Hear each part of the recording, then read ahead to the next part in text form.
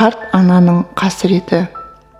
Әкем қайтыс болған соң, анамның да денсаулығы сыр бере бастады.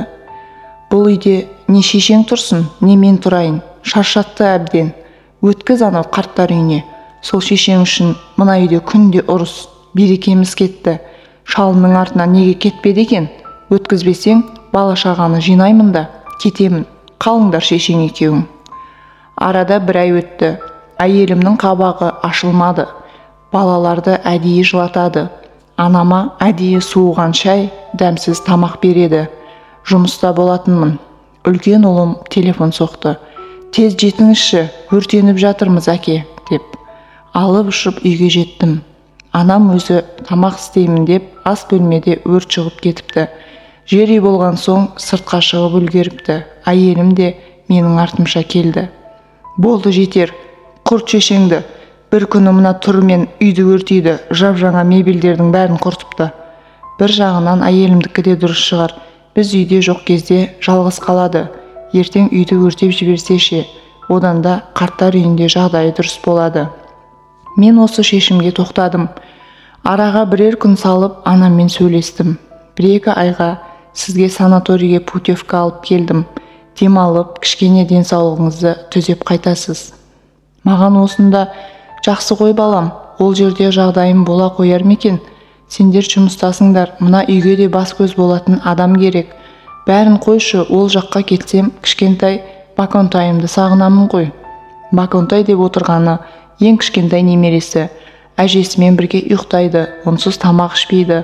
Екеуі бір-біріне сондай бауыр басып қалған. Ары айтып, бері айтып, ол кісіні ақыры көндірдім.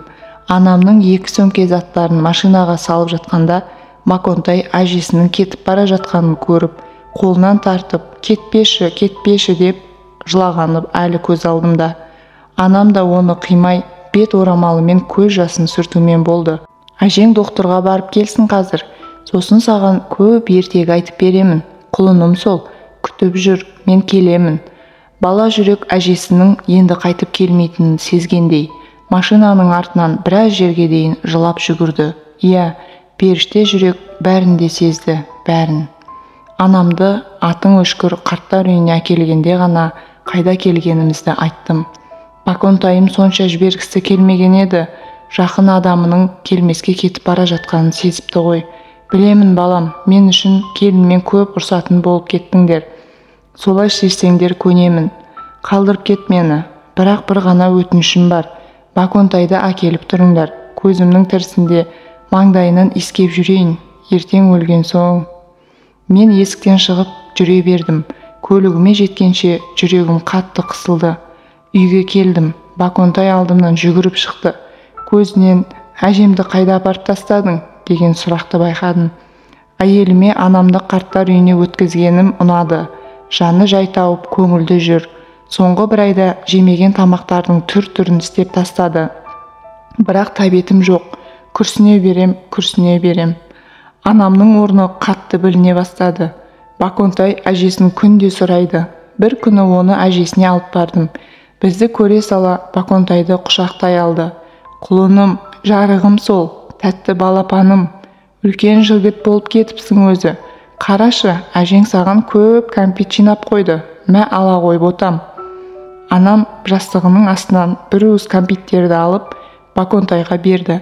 Жылап тұр, немересін көргеніне қуанғанынан.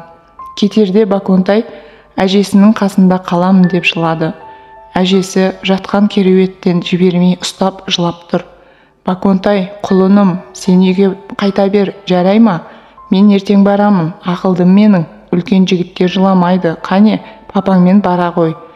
Үйге келген соң бұлай болмау керек деп ойладым. Анамды қарттар үйіне керексіз адамдай апарып тастадым. Не үшін? Әйелімнің сөзіне ердім. Кетем дегенінен қорықтым. Мен қорқақпын. Жоқ, қандай жағдай болса да анамды қайта әкелуім керек. Осындай ойлармен 3 айдан аса уақыт жүрдім. Анамды көруге де бара алмадым. Өзім басқаратын фирма банкротқа түсті. Оның арасында жалға алып істеп отырған дүкенімді тонап кетті. Тек сәтсіздік, тек шығын. Баконтай есік алдындағы талдан құлап аяғын сындырды. Осының бәрі аз ғана уақыттың ішінде бірінен кейін бірі болып кетті. Бір күні жұмыста қағаздармен басын қатып отырғанмын. Телефоныма белгісіз номерден қоңырау келді. Көтердім. Өмірімдегі ең суыт қоңырау осы еді. Қарттар үйінен хабарласты. Анашым өмірден өтіпті. Бала күнімде мектепке қалай мұнтаздай етіп киіндіріп жібергені, мұғалімдерім балаңыздың сабақ үлгерімі өте жақсы деп мақтағанда, менің ақылдым ғой деп маңдайымнан сипағаны.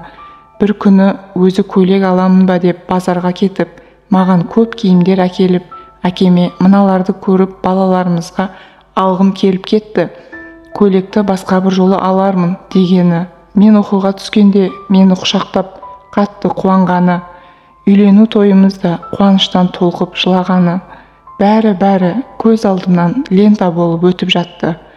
Үйге келіп, әскерде жүргенде амандығымды тілеп жазған ескі хаттарын, анашымның қолтаңбасы салған сағынышқа толы сарғайған хаттарды құшақтап өкіріп жыладым. Өкініш тірідей өртеді. Енді кеш, мен тым кеш қалдым. Тіпті жүрегіңнің соңғы соғысын да естіп үлгермедім, ана. Қош бол.